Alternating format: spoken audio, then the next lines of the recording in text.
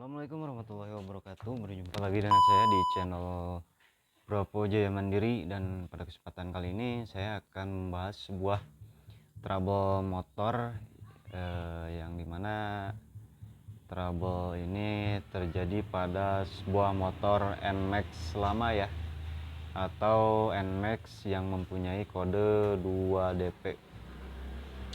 Apa saja trouble-nya? Trouble yang sering terjadi pada NMAX lama itu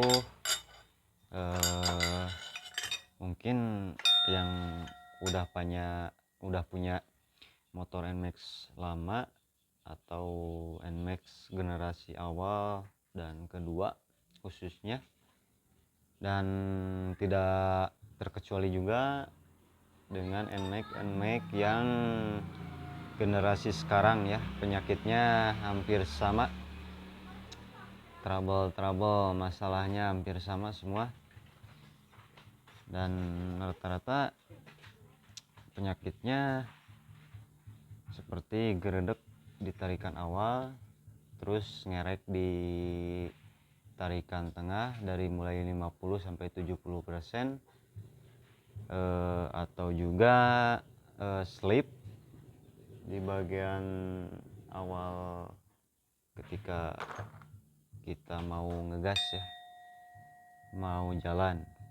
pas mau jalan biasanya seperti itu. Dan ada yang harus kita tahu juga, jikalau terjadi problem atau trouble pada mesin NMAX seperti yang saya kerjakan sekarang, yang saya mau jelaskan sekarang, maksud saya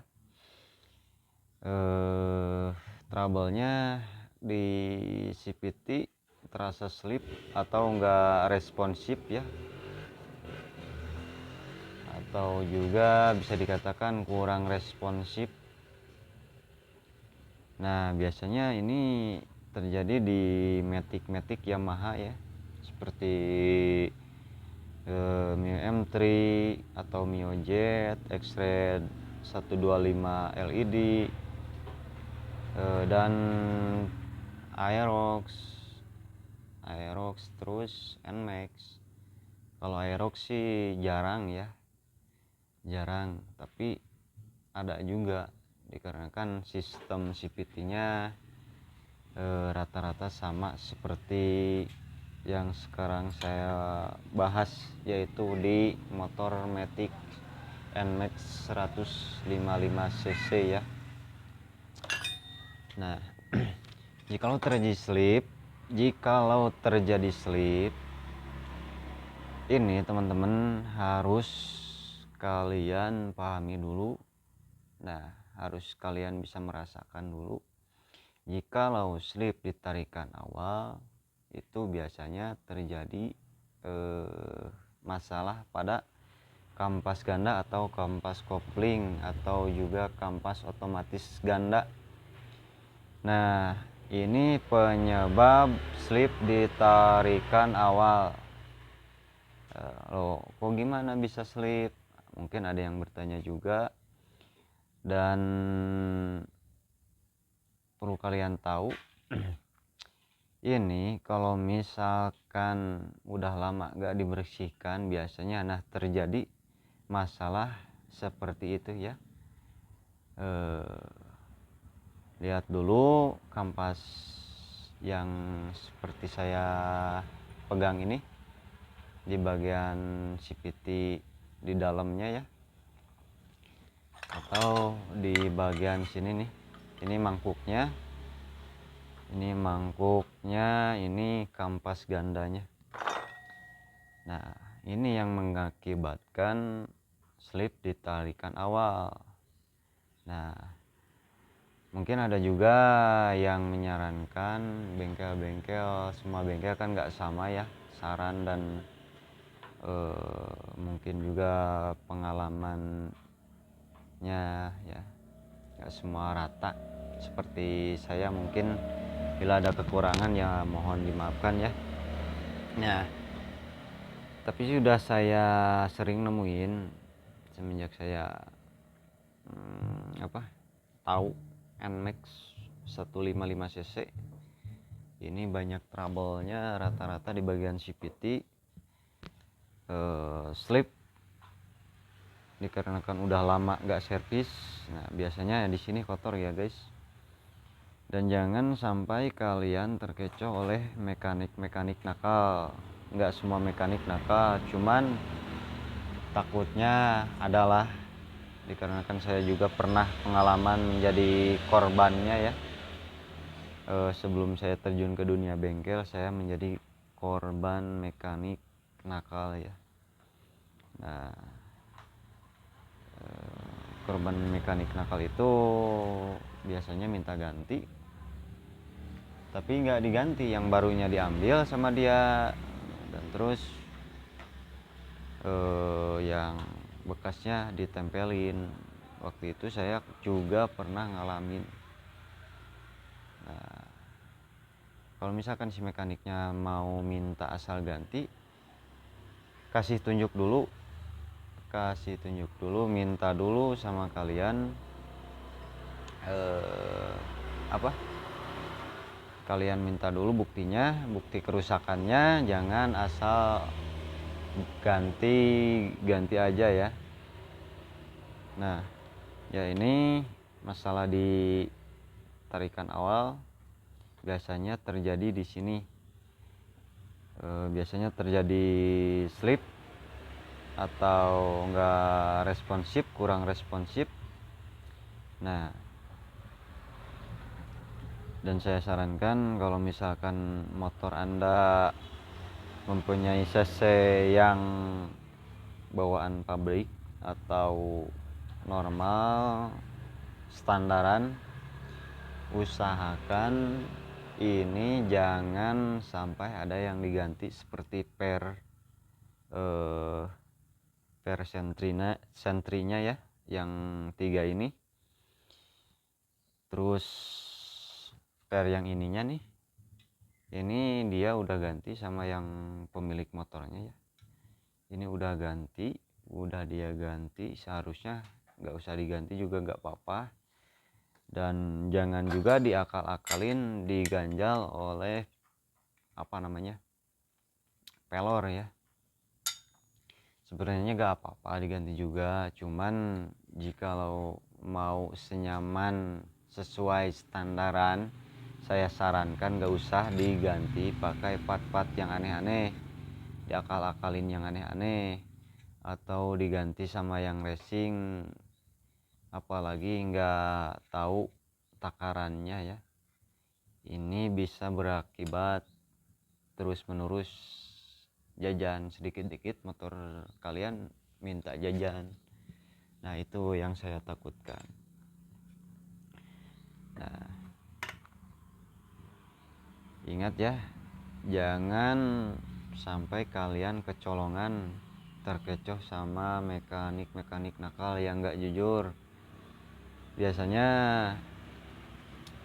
kampas otomatis ini habisnya lumayan lama, sekitar kalau misalkan pemakaian motornya seperti ojol itu bisa diukur sekitar 3 tahun lamanya ya. Ini udah habis kalau pemakaiannya seperti ojol yang ya lumayan sibuk tiap hari muter-muter ya. Nah, kalau misalkan pemakaiannya standar, sibuk enggak, terlalu sibuk enggak, enggak sibuk enggak ya, ini di tengah-tengah, ini bisa nyampe 3-5 tahun. Nah pokoknya total habisnya kalau standar pemakaian motornya itu sekitar 5 tahunan lah kurang lebih. Nah, dikarenakan saya juga ngalamin, dan saya hitung dari sekian tahun servis berapa kali, terus keadaan kampasnya habis di sekitar tahun kelima ya. Nah itu seperti itu.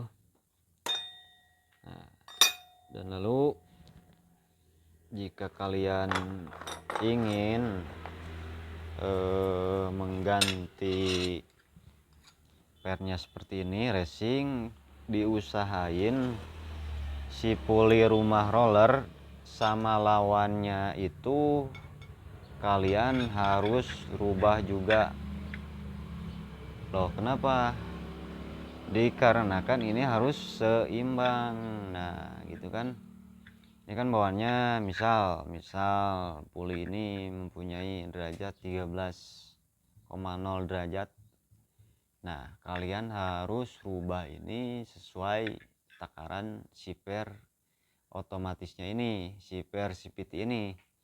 Jangan kalian asal-asalan ubah derajat ya. Nah kalau misalkan kalian mau responnya lebih asik di tanjakan, ini cukup pakai 1500 rpm dan merubah derajat puli ini atau puli depan, puli rumah roller sama puli kipasnya ya, atau lawan rumah rollernya ini bisa dibubut, bisa dirubah menjadi 13,5 atau 13,8. Itu ukuran derajat yang lumayan efisien ya, maksud saya efisien. Nah, ukuran segitu udah menurut saya udah lumayan pas. Nah, ingat ya, kalau misalkan kalian mau merubah derajat puli, ininya juga harus diganti. Kalau pokoknya teorinya gini, kalau misalkan kalian mau merubah derajat puli depan, kalian harus merubah juga derajat puli belakang ya. Oh, kenapa kok puli belakang nggak dirubah derajatnya, nggak dibubut, maksudnya cuma diganti pernya doang. Asal kalian tahu, jikalau kita merubah bisa dikatakan ginilah teorinya. Kalau misalkan kita mau merubah puli depan, ini juga harus dirubah, kita harus sesuaikan. Oke, kita contohkan di motor bebek ya. Kita contohkan di motor bebek. Jikalau kalian mau merubah gear belakang, kalian harus rubah juga gear depan. Ingat ya, jikalau kita contohnya di motor bebek, jikalau kita mau merubah gear belakang, kita harus merubah gear depan. Nah, harus seimbang ya. Oke.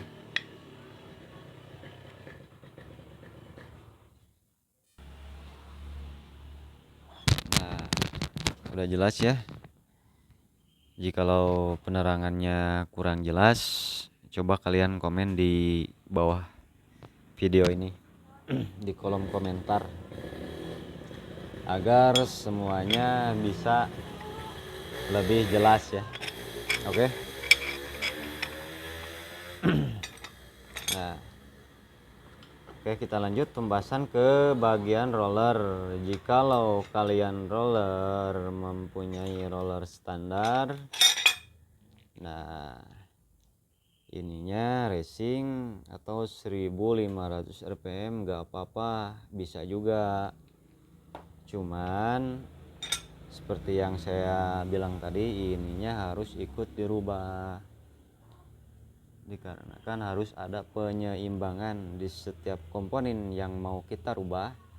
Nah, di komponen yang lainnya juga yang yang koneksinya satu koneksi ya, satu putaran atau saling berpagutan satu sama lain, Nah, ini harus disesuaikan, jangan sampai harus disesuaikan, jangan sampai asal-asalan, dikarenakan takutnya ada trouble dan motornya selalu minta jajan. Oke, daripada dikasih jajan sama motor, mending kalian jajanin sendiri ya. Oke, jelas ya? Biar lebih jelas, tolong komen di kolom komen di bawah video ini ya. Maaf jikalau ada penjelasan yang kurang tepat, ada kata-kata yang salah, tak sesuai sama obrolan atau hal-hal yang saya bicarakan. Mohon maaf, mungkin itu suatu kesalahan dari saya pribadi, dan jikalau misalkan ada benarnya, bisa kalian manfaatkan, bisa kalian praktekkan ya di motor-motor kalian. Dan hanya itu yang saya sampaikan. Mohon maaf juga, ini penerangannya agak kurang tenaga dikarenakan ini pas lagi bulan puasa ya. Kurang aqua, mungkin kurang cairan ya maksud saya. Nah, oke. Terima kasih. Assalamualaikum warahmatullahi wabarakatuh.